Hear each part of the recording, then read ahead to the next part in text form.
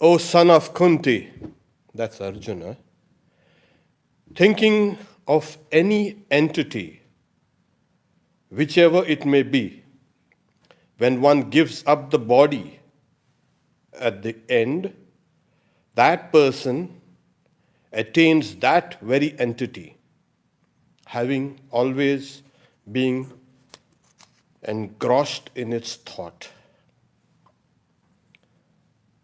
Therefore, at all times, remember me and fight the battle of life. There is no doubt that by dedicating your mind and intellect to me, you will attain me alone. These are the two verses from the Bhagavad Gita, 8th chapter. The topic today is encountering the mortal self. There was a seminar yesterday, online seminar of course, on death and dying. And this was the kind of presentation I had done out there. So it will be a kind of a slightly modified version of what I had given for the San Diego Center.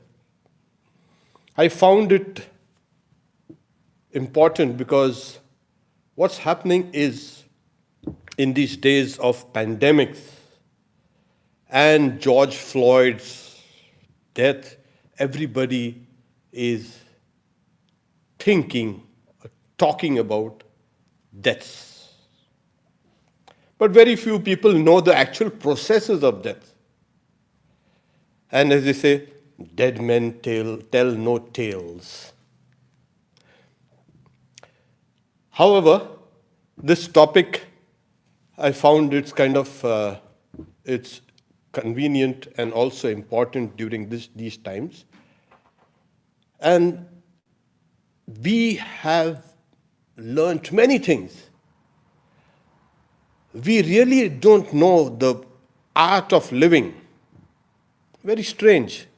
We know many things, but we haven't learned the art of living.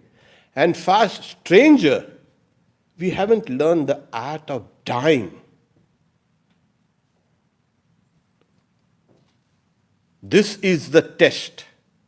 Death is the test of how one has lived. And that's the reason why it's growing importance. Every culture has dwelt on it, thought about it. The sages and saints of India have spent so much of time trying to unravel the finer mechanisms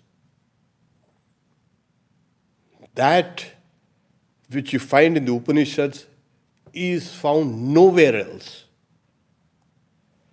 In fact, the whole force of Bhagavan Buddha's, you can say, search to end suffering when he saw old age, disease, and death, that sparked his interest in this, how to overcome old age, sickness, and death.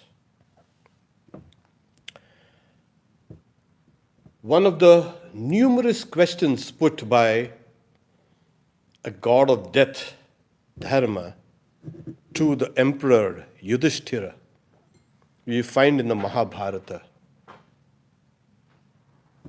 He puts a series of questions in order to test Yudhishthira.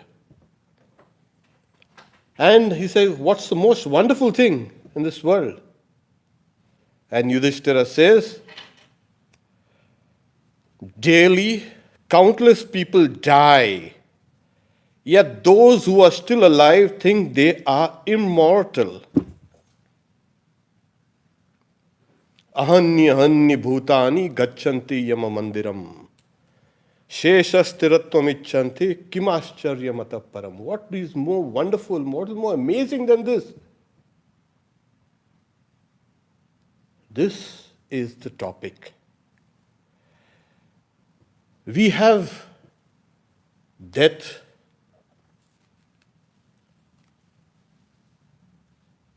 ruling this earth, ruling whatever is there, living. And that's the reason why it's called Marta Loka.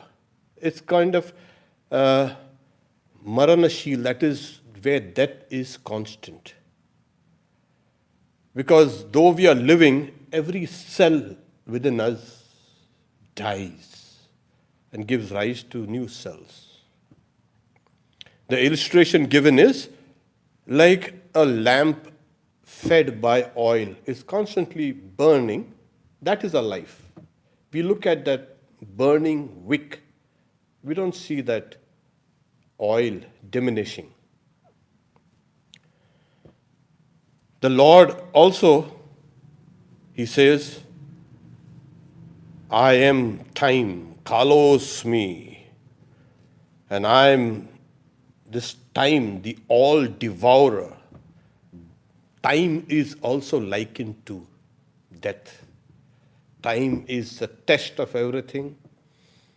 Time is so neutral, it takes down everybody when that person's time comes. So Kala is called also death. Kala is time. In 1952, there was a Duke Armand de Richelieu. He was a French nobleman, and he had met Swami Vivekananda in 1936, when Swami Vivekananda was on his way to France by a steamer.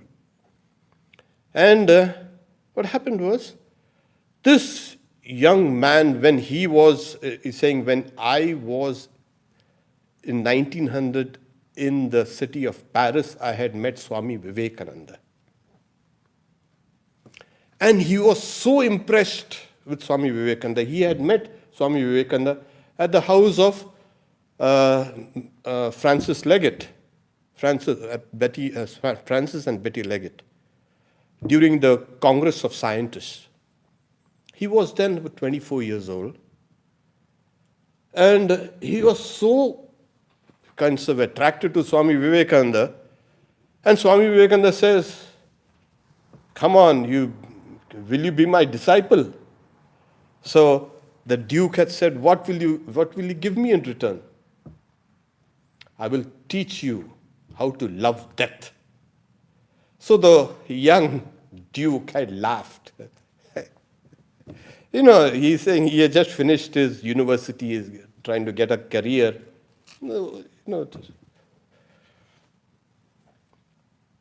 So he had thought maybe Swamiji was teasing. He's saying, nothing. But are you serious? Saying yes. When death will come, you will have the power to just laugh at it. I'll give you that kind of strength. But the Duke did not take up his offer. Swamiji had left Paris the next day. And after 30 years, he had gone under a tremendous crisis. And Swamiji's words echoed. And he kept on looking for Swamiji. Where? He must be somewhere. He searched him in Paris, in London, and New York. There was no trace. And during this voyage, he saw in the passengers list Swami Vivekananda. So he thought, that's a kind of name that sounds familiar, Swami and Swami Vivekananda.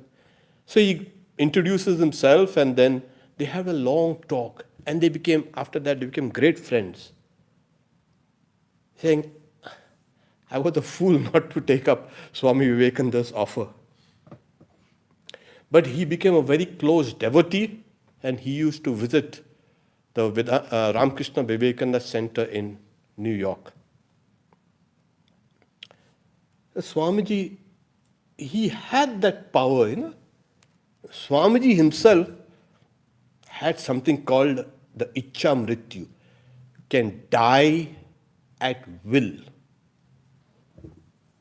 And this was a boon given to him by Shiva when he had gone to Amarnath. Yeah.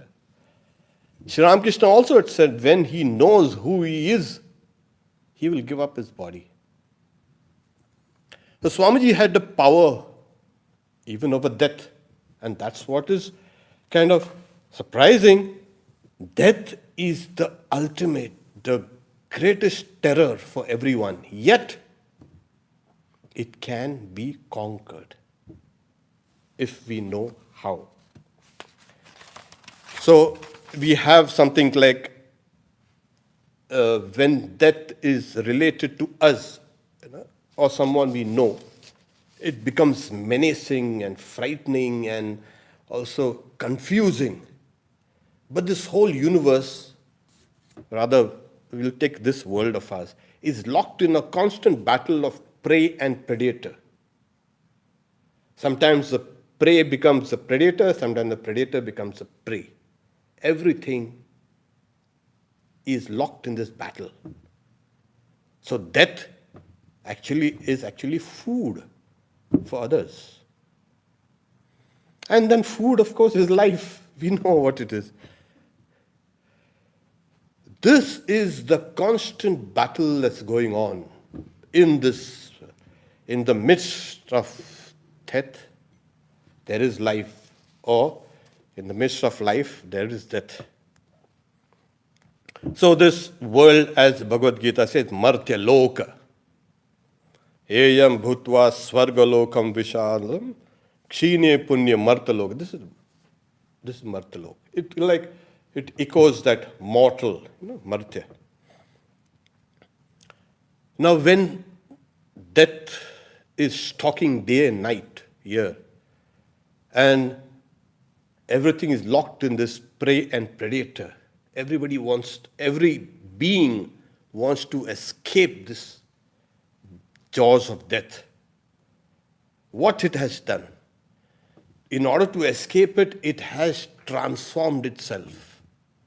Every life has used camouflage. It has used claws and teeth. It can run faster. It can fly higher. And everything. In fact, this seems to be the driver of the variety of species, evolution. How it has kind of, you can say, molded us. So death itself is kind of giving life, its variety. We have seen how there's color and there's smell and taste and touch. There are beings which are so small and they've learned to hibernate, and there are some insects that actually die in winter only to be revived when summer comes. They have learned all these mechanisms in order to fight death. And we know how it is. They can't inquire. They kind of fuel this race in order to kind of escape death. In the human plane, humans have learned to inquire. And what's the inquiry? In the Kathopanishad, we find the young boy Nachiketa. He asked the god of death, Yama, Yeyam prete vichikitsa manushye astiti nayam astiti chaiki. There is this doubt, vichikitsa. When a person dies, some say the person exists. Some say the person does not exist. You, being the god of death, you tell me. And that's how the inquiry began. In the human plane, this is how we have begun to inquire. And that's the reason why we are evolving mentally and spiritually because of this inquiry. So we have First thing is, our consciousness can project our own existence in the future, as it were. And we can see our own death or demise. Yes, that is the one thing that we have, self-consciousness. And that self-consciousness has this problem. We can see our own death. Besides, we see death around here. The second is, there's an instinct to fear. In the Yoga Sutras, one of the 5 obstructions to yoga is the fear of death, abhinivesha. The other are sense of egoism. There is the sense of, you can say, repulsion or revulsion or attraction and ignorance. Avidya, asmita, raga, dvesha, abhinivesha. And the fear of the fifth one is the fear of death. Swami Vivekananda is very clear. He's saying, what is instinct? Instinct is condensed or fossilized experience. That is, you have experienced death, and that has become instinctive. So we have experienced death, and that kind of gives us that fear. In this world, there is a great element of uncertainty. We cannot say for certain that this particular thing will happen. There's a cause and effect relationship. Yes, there is. But there is also the great element of uncertainty. And these 3 factors, the instinctive fear of death, our own self-consciousness that can see our own death, the end of our lives, and this uncertainty, it has spawned religion. Yes, the very, you can say, the starting point of all religion was this. A person is living and suddenly passes away. Where has that person gone? So you have these rituals, you have your burials, and they are buried with all these beads and possessions and this and that. What happens? Mythologies developed that. And then the various doctrines, the Egyptian Book of the Dead, Tibetan Book of the Dead, and what happens after death. So this death and its terror has been the beginning of all religions also.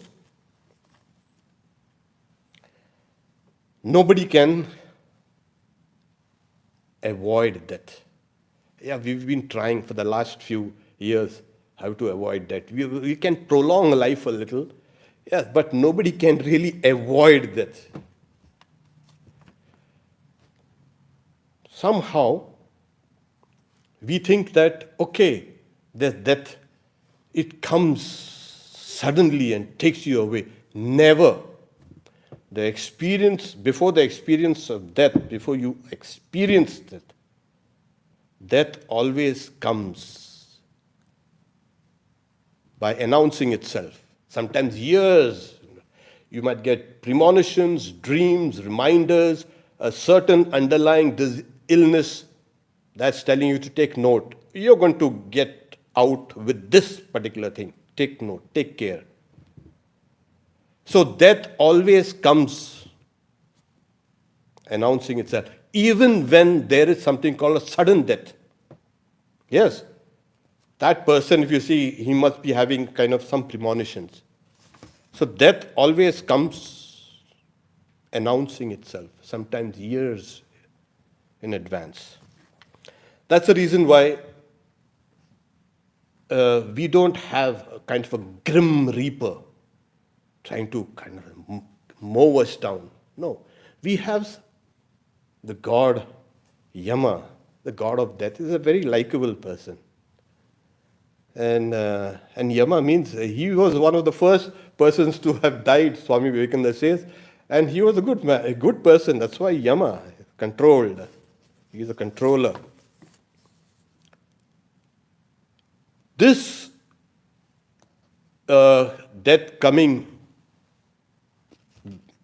by announcing itself beforehand, is giving us the time to prepare for it. We are busy with hundreds of things, and we don't take the time out to really think about it. We are trying to get distracted. I remember a long time ago when there was somebody who was picking up a book called Life After Death, and his wife is saying, "Why do you have to be so depressive and morose and so negative?" So I pointed out, yeah, you can keep that book now. You might need it later on.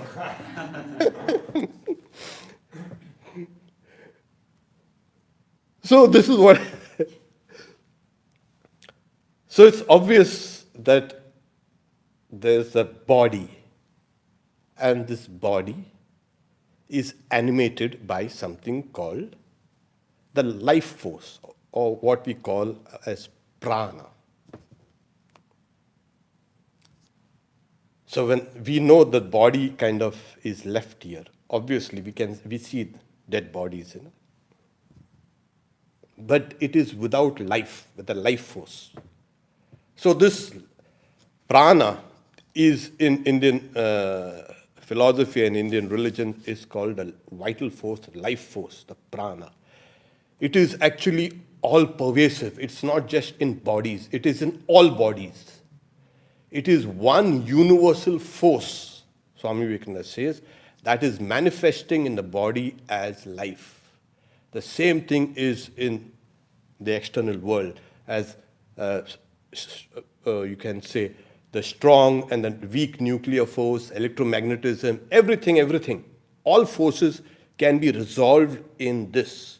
This is a universal force. When it is working in our body, we call it the life force.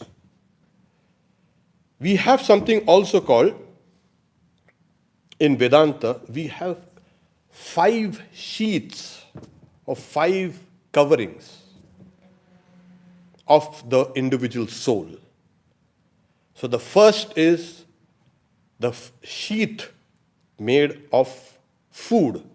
This is the gross body. This is the food sheath. It lives by food and dies without it. And dies and becomes food, of course. There is a next sheath inside, which is called pranamaya kosh. This is the vital force. A sheath slightly interior is called a manomaya kosh. That's the mind sheath. Still further inside, there is something called the vijnanamaya kosh, the sheath of intelligence. And then there is still further another covering called the sheath of bliss. And for this, we need to kind of have only these 4 primary sheaths in mind: the food sheath, the life, the mind, the intelligence. These are important for today's discussion. There is this prana, that universal force here, life force. In our bodies, it manifests in 10 different functions. Out of the 10, 5 are important. The prana, apana, vyana, udana, samana. We'll take this up stage by stage. Prana has a movement generally upwards from the heart towards it, and it's felt mainly near the nose. Apana moves down from the navel downwards, and it is felt more near the organs of excretion. Vyana pervades the whole body, keeps it warm. Samana metabolizes food and drink and distributes it all over the body, and it is felt near the stomach. Udana is the ascending force that helps the individual soul leave the body. This is the Jivatman. And this udhana is felt mainly here at the throat. Now these 5 pranas, the principal ones, we don't need to discuss the other the sub-pranas. There are, besides these 5 pranas which are diffused all over the body, there are 2 more pranas. And they are very subtle. They are called psychic pranas. They are called the Ida and the Pingala. The Pingala is the left, the Ida is the left, and the Pingala is the right. What do? We see, like we have oceans. We have the Atlantic and Pacific, all oceans. And we see, oh, what a big and huge ocean. But within these oceans, there are those mighty currents. When these mighty currents sweeping down the coast and even in the mid-ocean, when they go towards the colder regions, maybe the Arctic or the Antarctic, the water becomes cold. And when the water becomes cold, it submerges. And as the current travels towards the tropics or towards the equator, it rises. Hot water rises. So there's a constant kind of circulating currents that is moving nutrients and, of course, fish and this and that. It churns the waters. Ida and Pingala, these 2 currents are the currents that churn the ocean of this prana in your body. The Ida is called the moon, the cool current. And the Pingala is the sun, the warm current. So they circulate down in a form of an 8, figure 8.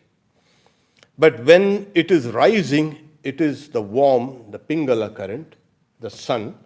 And when it descends, it is the moon. Actually, it's one current, one major psychic current that is flowing around your psychic centers ranged around the spinal column, spinal cord. So starting from the lowest at the sacral plexus called the Mooladhara, then next we have a Swadhisthana, slightly up near the genital regions. At the navel, we have what is called the Manipura, then we have Anahata, then we have the Vishuddha, we have the Agnya. And these currents kind of snake around these centers of consciousness, which are called by the yogis either as chakras or plexuses, lotuses sometimes.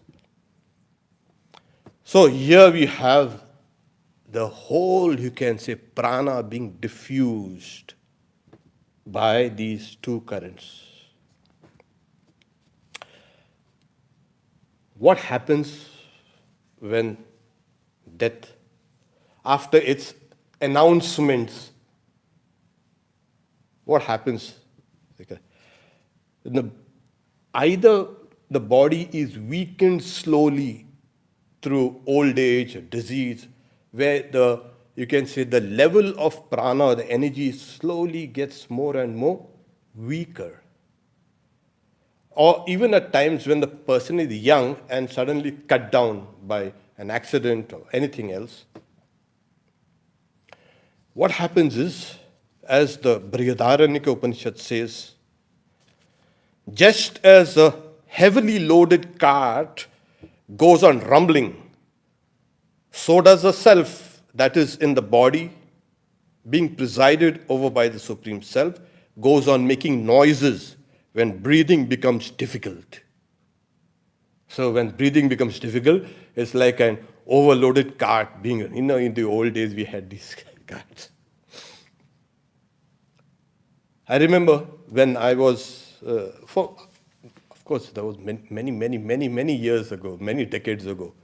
I remember Swami was, we had just finished dinner and we were kind of strolling about, and then the news came that Swami who was ill is now on his last, you can say, legs.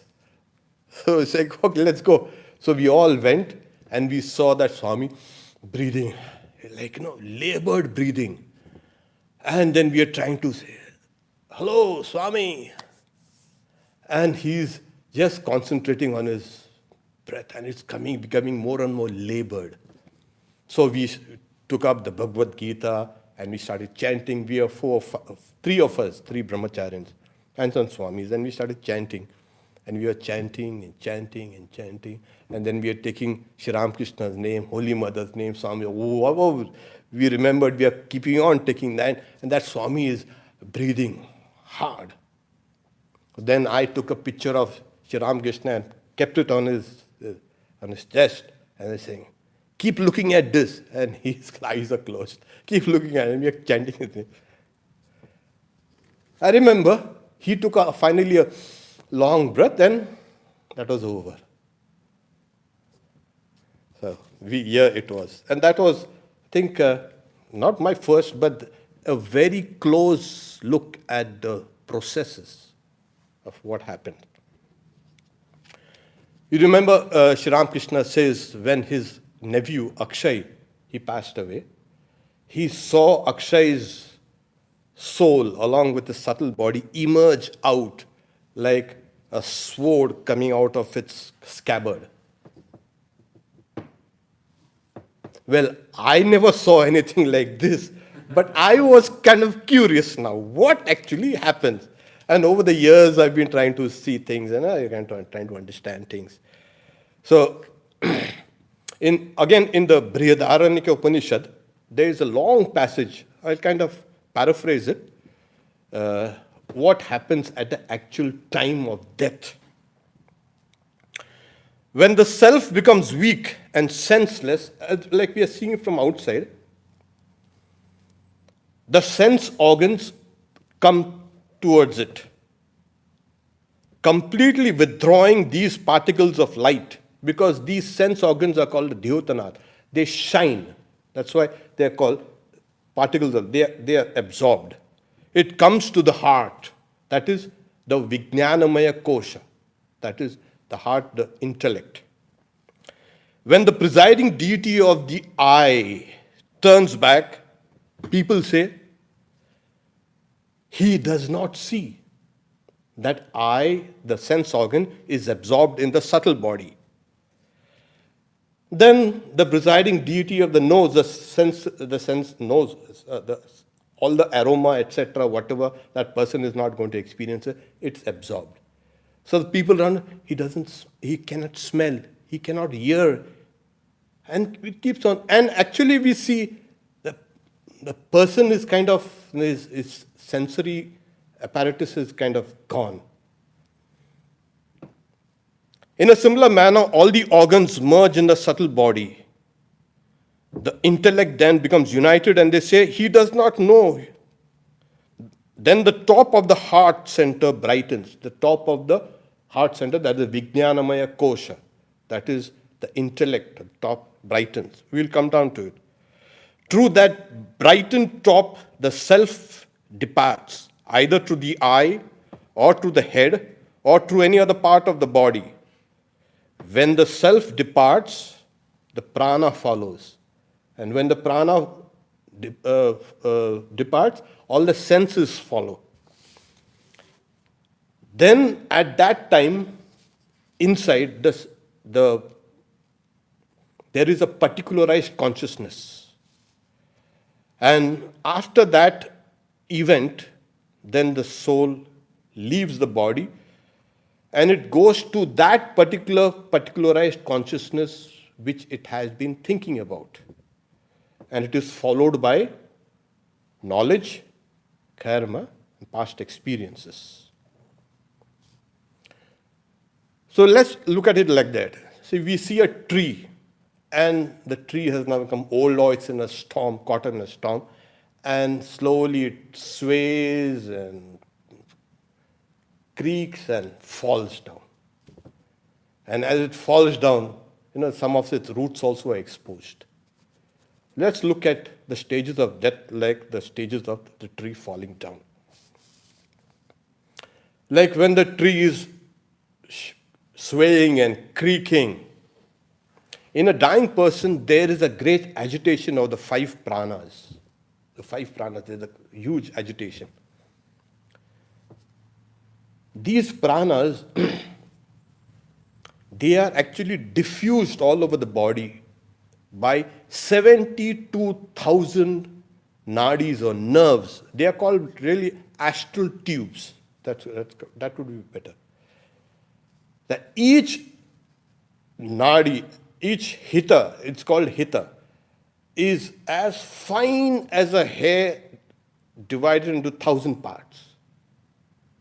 So these 72,000 divided into, multiplied into 1,000, they are all over the body. So they actually diffuse that prana all around. And that's a time when it starts retracting, at the time of death. When the tree is swaying, the body is being swayed by this kind of, you can say, prana being retracted gradually. Now these astral tubes or nadis, or called hita, they are filled with white, brown, green, red, and you can say, blue color. Now what is this color? Harita, Lohita, Pingala. It depends on the quality of your mind, thoughts, and the quality of your work. So it's not a kind of a, you can say, it's a dull-looking nerve cells there inside, prana nerve cells. They are colored. The Kathopanishad, however, gives 101. Shatam chaika hridayasya nadya. So there's one nerve which is called a Sushumna, which arises from here and leaves up. If anybody enters into that and leaves the body through that, that person is liberated. Otherwise, it either goes out through any other part of the body.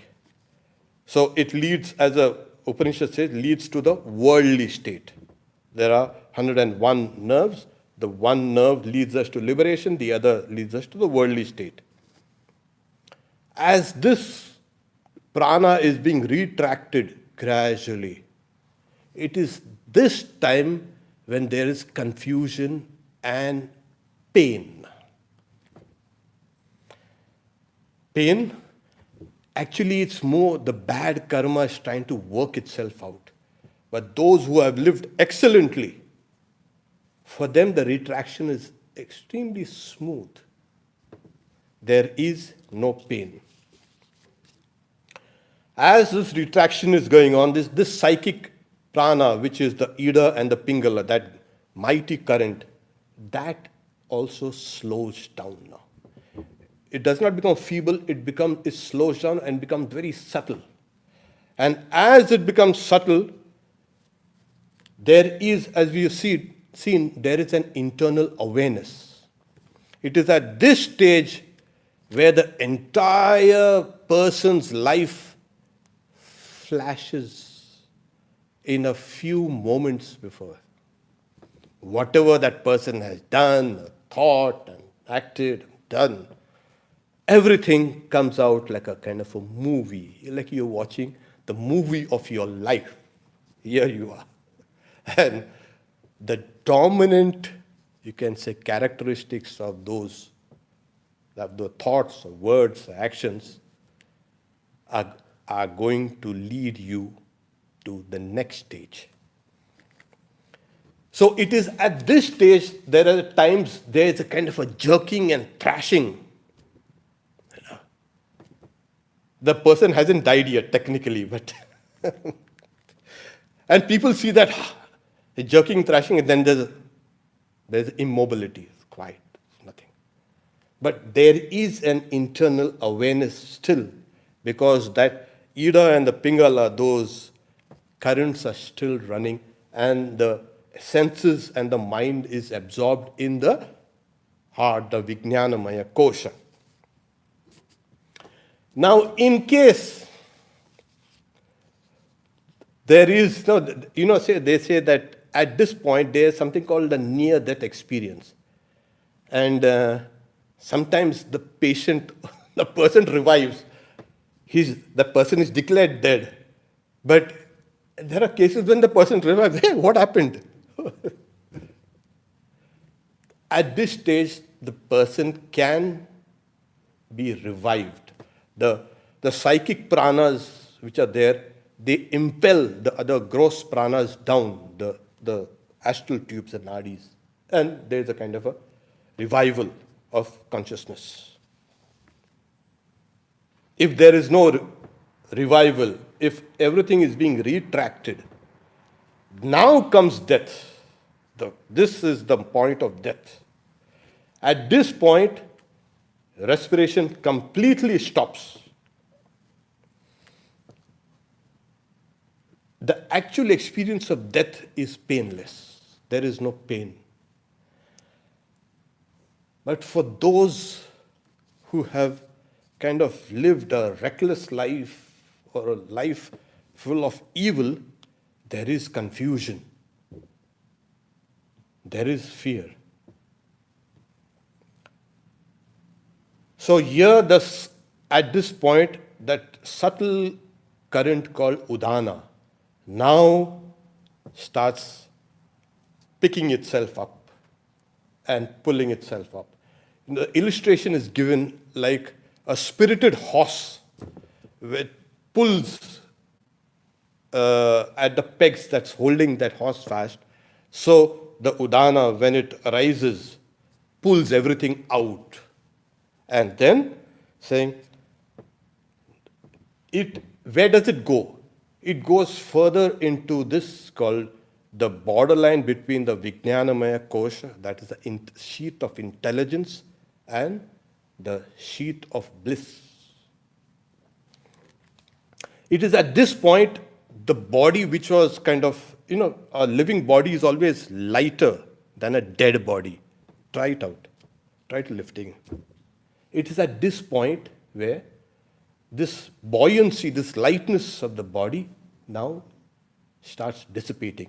The body becomes heavier and heavier and heavier. After this,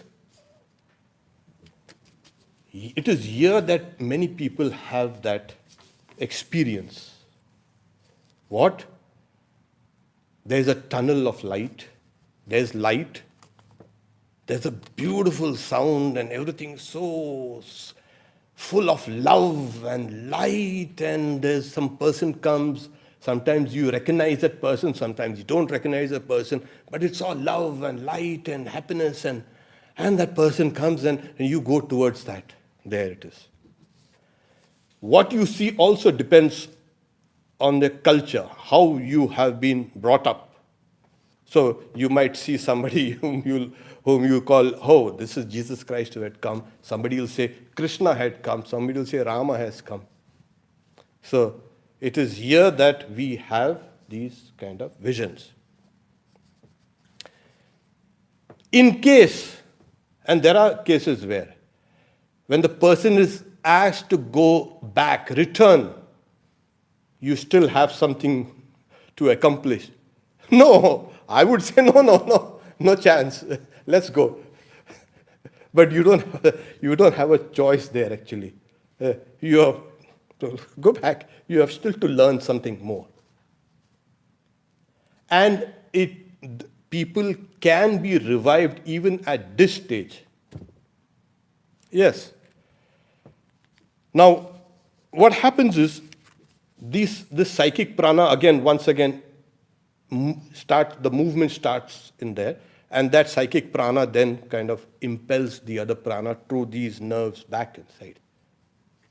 Like a tree that has fallen down, it takes a while for the leaves and twigs and branches to wither away. The last to wither away, the life force to wither away, is the trunk of the tree. So there is a possibility of revival because the residue of that prana still remains there. It is here that there is a kind of a general, you can say, command of cell apoptosis, that is programmed cell death. It kind of goes like a storm in the body. and all the cells kind of disintegrate. The DNA, RNA, and everything kind of fragments and everything goes. Everything. In case there is a need for harvesting these organs, it is done during this time. Or if there is a kind of ventilator put in and the person's body is kind of artificially oxygenated, organs can be harvested and then transplanted. So actually, what we call as a death is very strange, because these organs of yours, they keep on living in some other bodies. What's death then? The death is that there's an individuality there within that has transited, that has gone. And the examples, the illustration is given like a leech that goes to the end of a stalk of grass, pulls another stalk of grass near it, and then leaves the first one after clinging to the second one. So the individual soul throws up this body and holds on to something else. At this stage, the residue of the apana, it leaves. As it is leaving, there is a time and evacuation of the bowels. The last one to leave is the vyana. And it can take from 20 minutes to maybe an hour. At this time, the hair and the nails still keep on growing. But as the body starts getting colder and colder, there's something called the rigor mortis sets in. The classical case of a kind of death, as is mentioned in the Bhagavad Gita, is, like a person discards worn-off garments and puts on new ones, so does the individual discards worn-out bodies and enters into new one. The Bhagavad Gita also says, this is the way yogis die. This is the way people really, you can say, die who have years and years of spiritual practices. At the time of death, having fully fixed the prana between the eyebrows with an unwavering mind, the mind has become unwavering. It is imbued with devotion, bhakti, as also the strength of yoga. And it is here that the person can see that Supreme Purusha. It is saying that reaches the resplendent Supreme Purusha. So Shankaracharya, in his commentary, it gives the kind of elaboration on this. Saying, after first controlling the chitta, that's the antakaran, in the lotus of the heart. So you retract through the power of your spiritual practices, all the prana right up to the heart chakra. And then from here, lift it up between the eyebrows. This is actually lifting it up through the nerve called Sushumna. And as it comes out from this side, it progressively transcends the rudimentary elements of earth and water and fire and space and everything. All the rudiment. That is, you are now, as it were, leaving this worldly or the world in its totality, because you have already left the gross world. You are now leaving the subtle worlds. These are the tanmatras. You keep on conquering one after another, the rudimentary elements of earth and water and fire and air and space. And you transcend, you bring yourself up here, and then through the strength of yoga, what's the strength of yoga? It is repeated practice, nothing else. It is that comes up during the time of death. So repeated prayer, whatever you have done. Now in many cases what happens is we are so confused and what's going to happen, and there's a kind of a retraction and people, Sri Ramakrishna says, people talk nonsense at the time of death. And even then, there's a lamp burning and it's saying, why do you want to waste so much oil? You can reduce that light. That person is going to die and is still thinking about the excessive use of the oil burning in the lamp. So here we have devotees, and most of us have come across, and I have come across hundreds and hundreds of devotees who, through their life of kind of dedication to a deity, they have a vision of their chosen deity there. It is actually at this point when the Lord knows this person is in the confusion, there is sometimes pain, sometimes there is no pain, and there is a retraction, that deity appears. And when that deity appears, you see it, and that is your last thought. And if you give up the body, then obviously you give up the body. You merge in that. You go to that.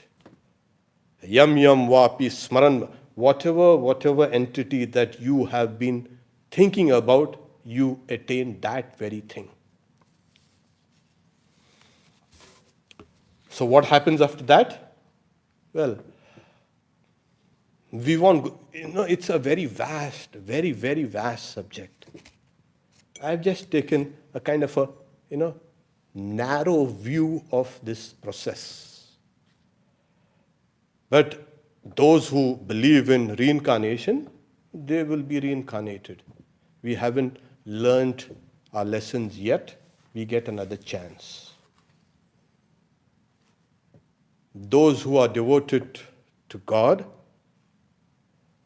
they will attain to that deity. There are some people who do not believe in all this soul and this and that. There was one person who had come saying, you see, my husband does not believe in all these things. And he said, there is no need for funeral rites and all these things. So what should I do, Swami? He never believed in all these things. So I said, now he'll probably believe. After he has passed, after he has come out of the body, now he'll believe. He'll see, oh, these are the things there. So the young boy Nachiketa had gone with the inquiry, what remains after a person dies? Yama does not give him a direct answer, gives him an indirect answer, and dismisses the whole concept of death. And he says, na jayate mriyate va vipasyat. This entity is not born.